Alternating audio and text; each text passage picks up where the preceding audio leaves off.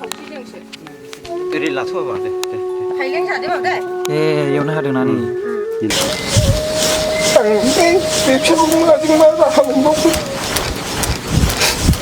खुलुमबाय नोंथांमोनखौ दिनैनि बे मोनसे भिडिअआवहाय गोसो गोथारै बिएम सेटअप चेनेलाव बरनाय थाबाय रायजो राजाफोर जों बेबायदिनो गोबां भिडिअ बानायो सोरनिबा न'खराव गोबां आंखाल जायो रां रुफानि लोमजानाय साजानायजों लोगोसे सोरनिबा न'खरावथ' ओरैबायदि गेग्रेबनाय जायो नोंथांमोना बे न'खौ नायनो हागोन आं फार्स्टआव न'खौ देखायग्रोनि न'खौ नायदो नोंथांमोना रायजो राजाफ्रा मिथिंगायबो नायदो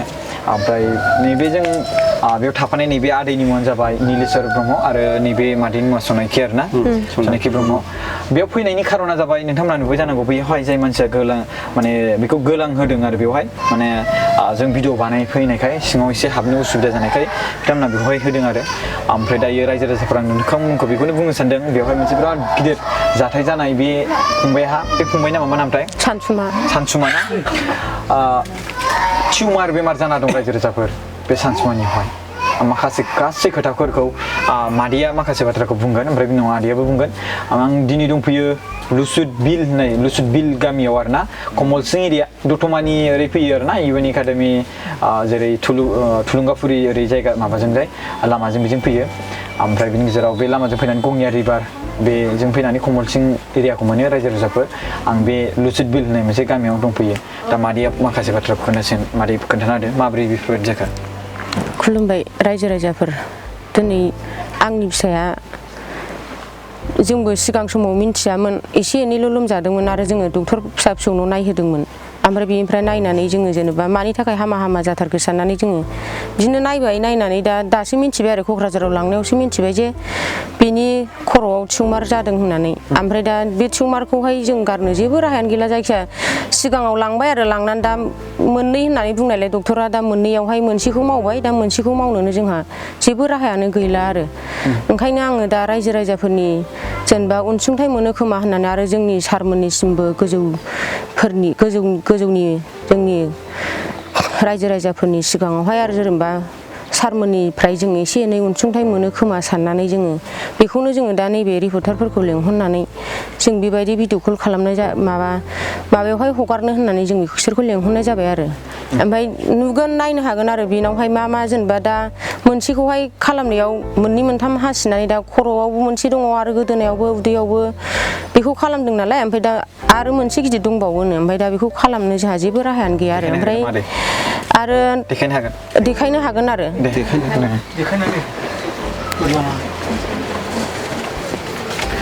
नै रायजो राजाफोर बेयावहाय हासुदै पाइप दङ आरो ओमफ्राय माने सिखारहोनोबो हाया नालाय माने मानसिखौ बोखांनो फज'नो उसुबिदाखाय बेनि थाखायनो जोङो उन्दैखौ जेनेबा बिदिनो पाइपबो सोनांबाय ओमफ्राय जोङो बिराद बेयो खिनाय हासुनायखौ बिराद माबा जाबाय आरोखि खिनायफ्राबो ओमफ्राय दा माने जायखिया मोनसेखौ मावदों आरोखि दा मावनानै बिनि थाखायनोथ' दा जेनेबा नै खर'आव मोनसे दं आरो नैबेजों 9था सिलानि खर'ना नैबे 9था सिलानि आरो ओमफ्राय बेनिफ्राय माबा थारबो सोदोंनो जेनेबा जों मिन्थियाना डक्टरफ्रासो मिन्थियो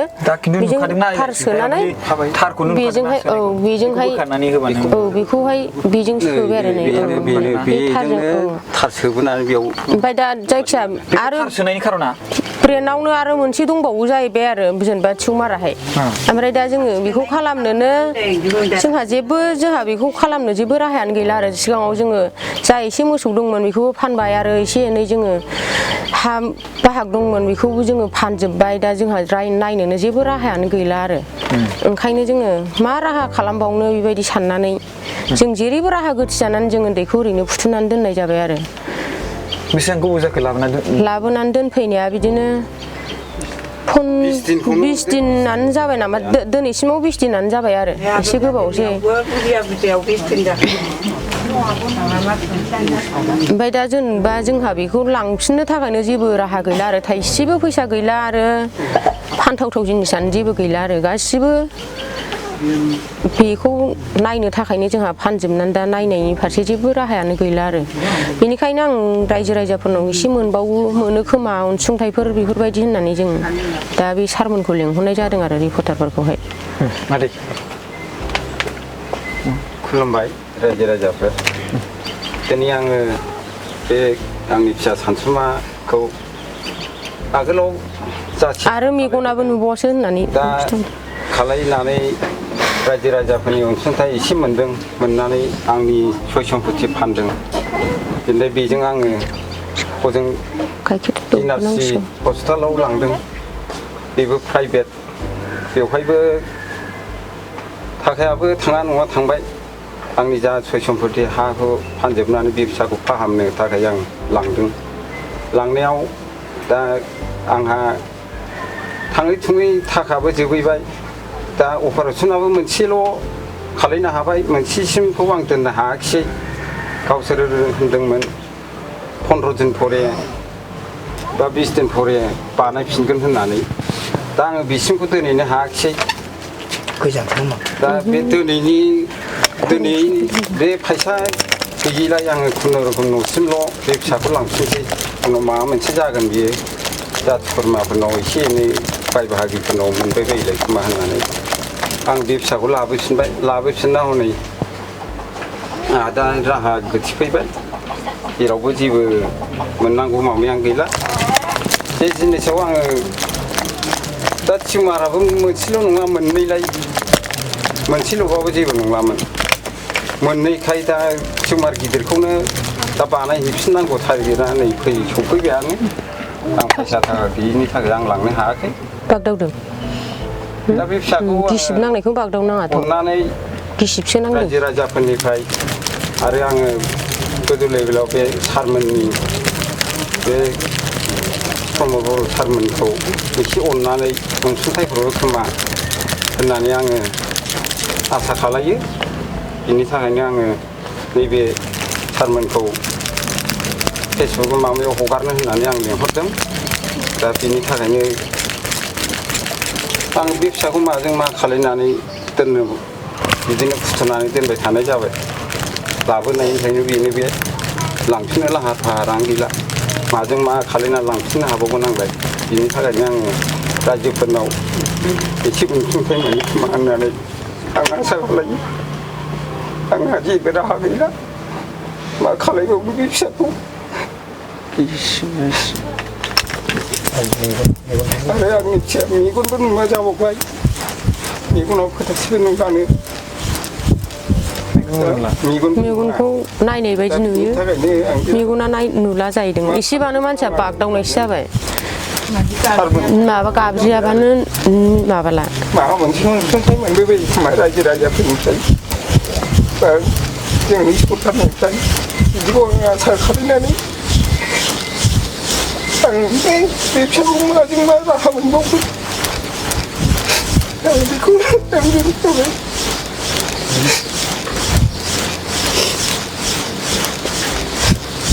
रायजो राजाफोर न'आबो ओरैनो जेबो गैखाया सिगां बे अपारेसन खालामनायाव बेसेबांसो थांखोथाय बेवहाय थांदों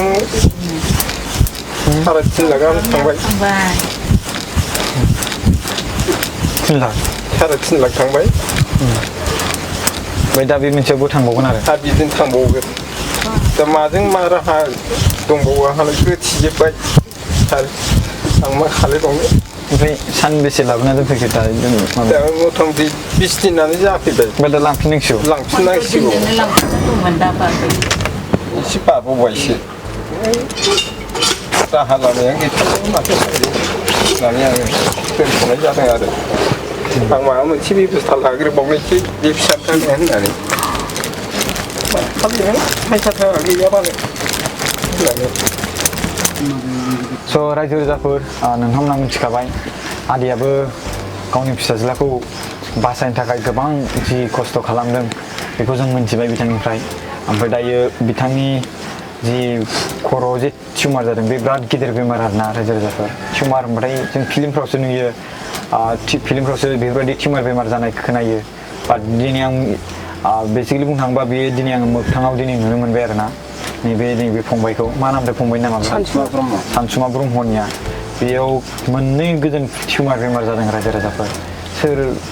दुखु जाया जानाय एफा गिदिर बेमार बेयो मिथिबायना फाहामनो थाखाय बेसेबां थाखा थांखो दायो 3,50,000 राङा धिमालि बाथ्रा नोंसोर न'खौ नाय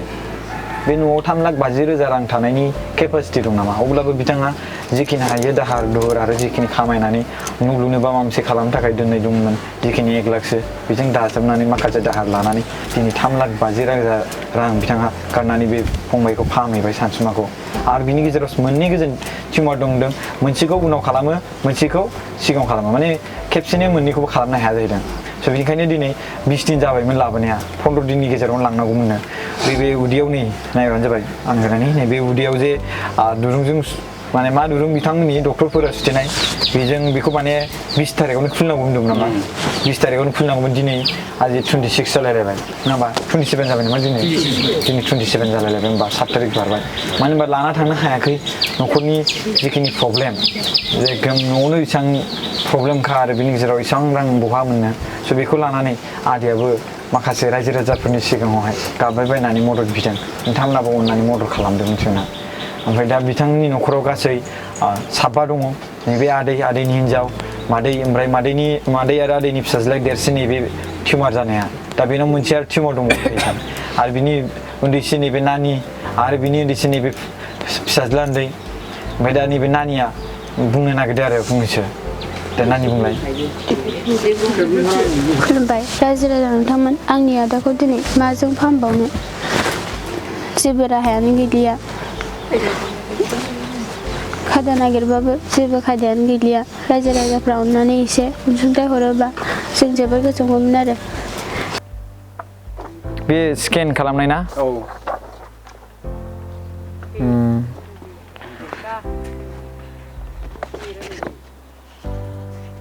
खुलुमबाय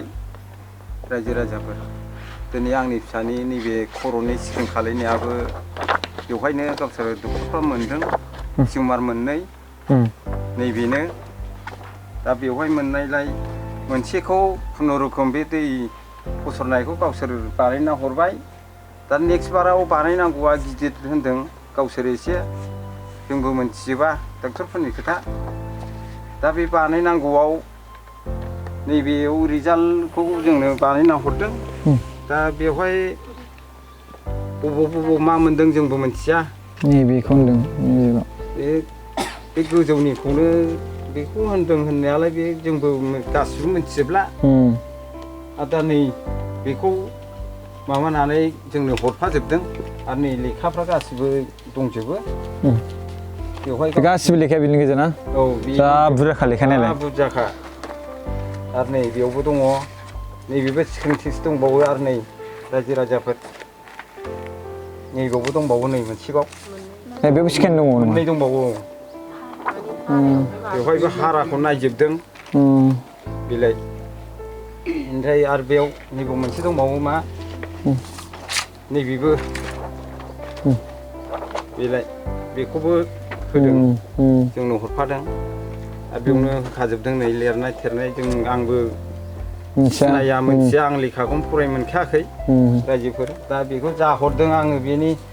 रिसिप्टफोरखौ आं दोनफैजोबदों बेयावनो दंजोबो जा दं गासिबो बिनिनो जोब दा स' रायजो राजाफोर